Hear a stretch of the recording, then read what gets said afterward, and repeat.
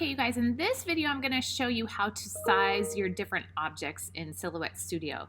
So you want to make sure that you're clicked on the select tool. So I'm going to start with this grateful right here.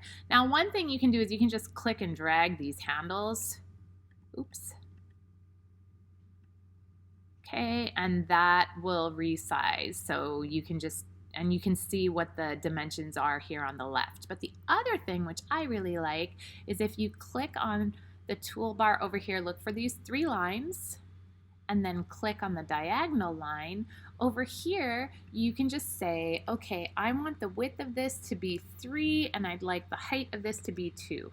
Okay, so that doesn't look that great, but what it does is if it automatically size it if I have some kind of size constraint. Okay, and you can do the same thing with an object. So if I wanted to make this 3 inches long, then I'd make my width 3, and actually I'm going to make it a 3 by 3.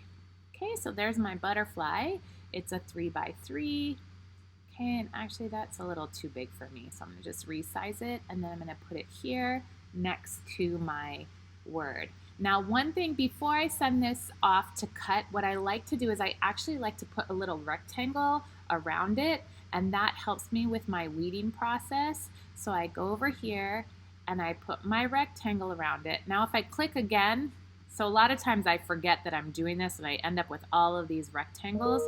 So I go over and I make sure that I'm on my select tool again, because what I want to do now is I want to group these objects.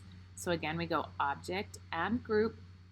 So now these move around and I can keep them close together so that I can make good use of my paper. Okay, so now we're ready to start cutting.